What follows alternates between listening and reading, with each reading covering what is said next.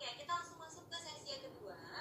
Sharing is caring mungkin merupakan kata yang tepat untuk menggambarkan blog milik Kak Nurul Sufitri. Sejak 2016, ia membangun sebuah blog sesuai dengan namanya sendiri dan menyajikan beragam informasi, mulai dari traveling, tips-tips seputar anak, dan keseharian sebagai seorang ibu. Kak Nurul juga berkeinginan untuk menjadikan blognya sebagai warisan bagi anak-anaknya kelak. Perempuan kelahiran Bandung ini ternyata sudah memiliki hobi sejak masa SD, di mana ia mulai menuangkan kesehariannya melalui buku harian. Ia juga sejak dulu berprestasi mengikuti lomba mengarang. Seorang blogger dan ibu rumah tangga dengan 2 anak memiliki hobi menulis, nonton film, berenang, jalan-jalan, dan kulineran ini telah menerbitkan 1 novel berantai, 6 antologi, dan 1 buku anak story media Nusantara. Sejak tahun 2011, ia telah menerbitkan sejumlah karya, diantaranya novel kolaborasi berjudul Love Asset, 6 buku antologi, Jejak Para Penjaga Hati, Goodbye Secrets, Kado untuk Pasutri, Karena Surga di Bawah Telapak Kaki Ibu, 101 Perempuan Berkisah, Indonesian Female Blogger, dan 1 buku anak berjudul Story Media Nusantara. Dan ya, Kak Nurul juga pernah menjadi juara untuk kompetisi blog wisata belanja seru di Museum Tekstil Jakarta, dan juga memenangkan Live to the Max Blog Competition 2017, menjadi salah satu pemenang reportase terbaik yang diadakan Indonesian Social Blogpreneur, juga The Best Blogger Competition untuk Kasur Simply juara kedua, juara ketiga juga untuk Review Hotel Grand Prix One Square Jakarta, serta menjadi menang lomba 5 besar Blog Printer Brother, dan yang paling terbaru juga juara lomba blog CBS Festival. Luar biasa banyak sekali prestasinya ya. Langsung saja kita naikkan ke podium Kak Nurul. Ya, Assalamualaikum warahmatullahi wabarakatuh.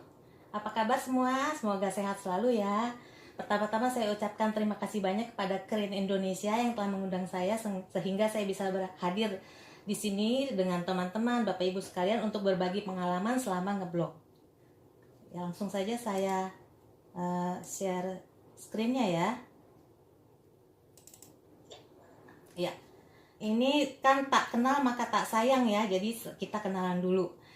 Jadi saya sebagai travel and lifestyle blogger, nama blog, email, Facebook, Instagram, Twitter, dan YouTube saya samakan semua, Nurul Sufitri. Ya, walaupun mungkin banyak nama Nurul dan Fitri, tapi saya yakin sajalah, percaya diri ada su-nya di sini, nama bapak saya, Nurnya nama ibu saya, jadi Nurul Sufitri.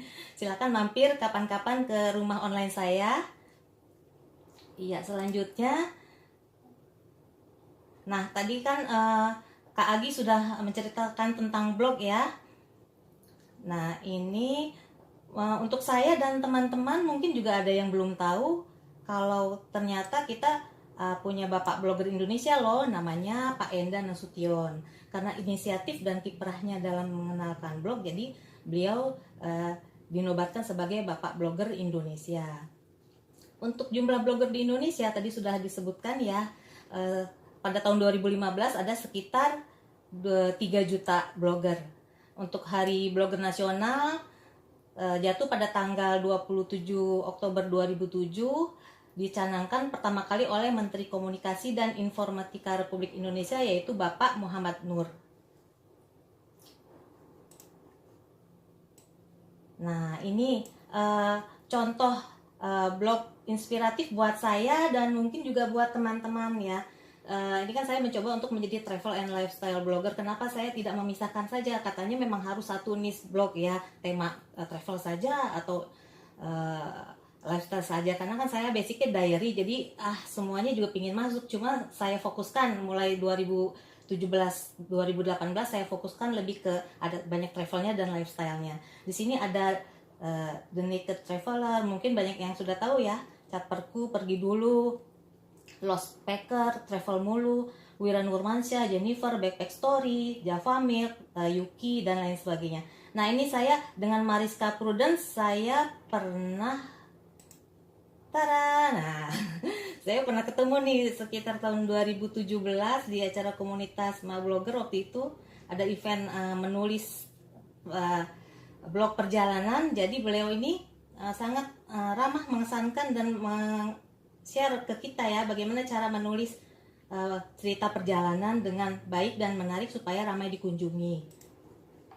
Adapun komunitas blogger yang saya ikuti tuh banyak, rata-rata di Facebook ya. Di sini hanya saya tuliskan sebagian saja. Ada kumpulan emak blogger, blogger perempuan, Indonesia Corners, Mom Blogger Community, blogger Kroni, Cihuy, blogger Indonesia, Indonesian Female Blogger, blogger Hub Family, Pojok Blogger, dan lain sebagainya. Nah, dengan mengikuti komunitas blogger ini, kita menjalin pertemanan, dan sering juga kita mendapatkan job secara ada juga yang melalui DM IG, Instagram, email, WhatsApp, atau dari komunitas. Jadi saya itu kalau mendapatkan job ada dua macam. Yang pertama yang memang saya tidak daftar tapi dihubungi secara personal. Ada pula yang saya memang daftar di komunitas blogger tersebut. Nah, untuk manfaat ngeblog banyak sekali ya. Ini yang utama sekali untuk saya adalah menyalurkan hobi nulis. Hobi menulis sejak SD. Lalu mengasah kemampuan menulis secara profesional, berbagi informasi dan pengalaman pribadi tentunya ya. Sarana personal branding, kita bisa menghasilkan uang juga dan membangun network. Nah, selanjutnya fungsi tulisan travel blog itu untuk saya pribadi dan juga mungkin orang lain sebagai pengingat diary bagi penulisnya. Bisa juga untuk sebagai panduan perjalanan dan media informasi bagi siapa saja yang membutuhkan. Jadi kalau misalnya saya bepergian kemanapun, saya kumpulkan itu nota bon makanan lah, terus dapat brosur dari museum dan lain sebagainya. Kadang-kadang ngapain ini kok pakai dikumpulin segala ya, bodo amat lah. Buat saya kan saya juga suka lupa ya. Jadi kalau saya punya sumbernya itu real, wah nanti tinggal ngetik, lihat aja nih nota nih makannya habis berapa di sini berapa, terus ada brosur perjalanan dan lain gitu. Nah, terus ada lagi ini sebagai teknik storytelling dalam tulisan saya. Ini kan saya menggunakan teknik storytelling. Saya juga baru sadar kalau ternyata selama itu tulisan saya tuh storytelling. Ini tuh dari teman-teman saya, karena saya memang awalnya memang nggak punya ilmu ya. Nulis aja, kata orang nulis aja dulu begitu kan, nanti edit belakangan, ini itu belajar sambil di perjalanan. Jadi kita gunakan gaya bercerita. Jadi bayangkan seolah-olah kita sedang bercerita dengan seseorang atau beberapa orang secara langsung. Jadi seperti kita mendongeng sama anak misalnya. Nah, untuk sudut pandang cerita orang pertama tunggal, point of view-nya, sejak awal saya ngeblog sampai pertengahan 2018 ya sepertinya. Waktu itu saya gunakan kata saya. Kayaknya kok dari pertengahan situ sampai sekarang nih, sampai saat ini saya gunakan aku. Karena kayaknya kok lebih akrab aku gitu. Sehari-hari pun saya berbahasanya dengan aku. Begitu pula dengan orang-orang yang blog poking ke blog saya, memberikan komentar, banyak yang aku, kayaknya lebih akrab gitu dengan pembaca. Jadi ya sudah, saya putuskan aja jadi aku. Kalau gue kan enggak ya kayaknya, soalnya kadang-kadang yang lebih tua atau gimana suka datang juga ke blog saya. Ada guru anak saya juga lihat postingan berenang, jadi berenang gara-gara masa aku pakai gue gitu kan. Lalu ini, gunakan intonasi kata dan kalimat biar pembaca ikut merasakan yang kita ceritakan. Jangan lupa tanda petik, KBBI segala macam itu diperhatikan, walaupun kita santai tapi tetap aja yang hal-hal semacam itu harus benar gitu. Jangan kayak kok kita nggak pinter gitu loh, nulis tuh harus serius juga, betul nggak sesuai dengan KBBI. Boleh ya, kalau yang YG saya nggak pernah begitu, yang tulis aja, jadi nggak ada yang disingkat-singkat, jadi enak gitu bacanya untuk segala usia. Nah, untuk yang ke berikutnya, show don't tell, jelaskan jangan menunjukkan. Seperti di gambar ini kan, misalnya ada pantai, kita kalau nulis pantai ini indah, jangan sekedar pantai ini indah, tapi tuliskan juga udaranya terasa sejuk, gelombangnya kelihatan bergulung besar-besar, pasirnya putih dan lain sebagainya. Nah, yang selanjutnya, tulis sesuai pengalaman sendiri. Akan berbeda tentunya kalau kita menulis berdasarkan pengalaman sendiri dengan informasi yang kita dapatkan dari Google atau teman yang cerita. Jadi kita akan lebih mudah menuangkannya dalam tulisan, jadi bukan beban gitu, karena kita sudah pernah berada di sana, melakukan apa di sana, di destinasi wisata tersebut. Yang keenam adalah kita harus menulis, memasukkan rasa, menulis perlu hati, jiwa, dan penghayatan. Dan ketujuh, jangan lupa kita lengkapi tulisan dengan foto dan video. Nah, ini juga PR sih buat saya video tuh lagi belajar juga, kalau foto juga masih belajar juga supaya lebih keren. Nah, ini tips menjadi travel blogger ya. Saya juga masih merintis, cuma ini saya bagikan buat teman-teman supaya termotivasi juga ya. Jadi yang pertama, kita bikin blog di platform terbaik. Kalau saya pakai Blogspot. Kedua, kreasikan blog semenarik mungkin dengan template-nya yang menarik. Kalau saya kan memang senang warna-warna soft yang ada pink, agak ya gitu ya, girly gitu ya, ibu-ibu gitu ya. Terus kenali gaya tulisan yang tadi, berarti saya kan tulisannya bergaya storytelling ya.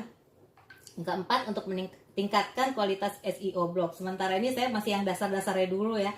Paling tidak belajar untuk permalingnya yang benar, meta description-nya benar, foto jangan lupa sebelum dimasukkan ke blog kita kasih judul dulu filenya, misalnya Pantai Parangtritis misalnya gitu ya. Alt text dan judul jangan sampai ketinggalan. Yang kelima adalah kita berikan informasi perjalanan yang selengkap-lengkapnya dan runut. Kalau saya memang biasa menulis runut, kayaknya kalau nggak dari awal, kayaknya makanya saya kalau nulis tuh nggak cepat gitu. Bukan kuantitas yang saya kejar. Kadang sebulan saya nulis 5 aja udah alhamdulillah. Kadang seminggu 1, kadang 2 minggu 3, karena saya pinginnya lengkap dalam satu judul gitu. Yang keenam, kita promosikan blog juga di media sosial yang kita punya. Jadi misalnya seminggu 3 kali, atau yang penting rutin lah kita share ke Facebook, terutama ke komunitas blogger yang tadi saya sebutkan ya. Yang ketujuh adalah percaya diri dan menjadi diri sendiri. Nah, ini yang tadi, ini saya sudah pernah loh gajian pertama dari Google AdSense nih, November 2020. Ya, $100 ya, $1.300.000 ya, walaupun baru pertama kali ya, senangnya ya ampun, kayak lompat-lompat gitu deh.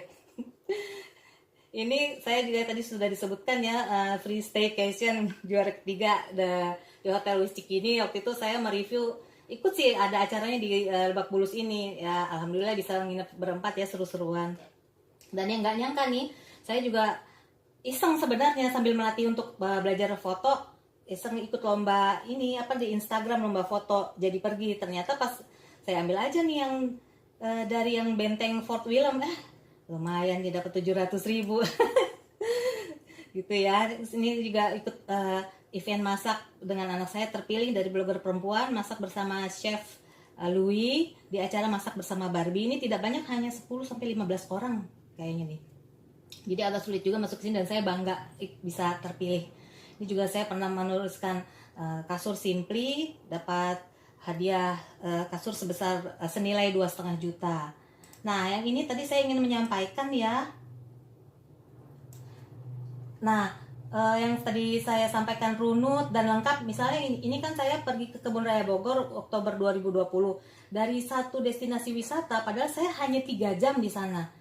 Dari pas buka jam 8, saya ini ya foto-fotonya, ini saya bikin judul cara beli tiket online Kebun Raya Bogor.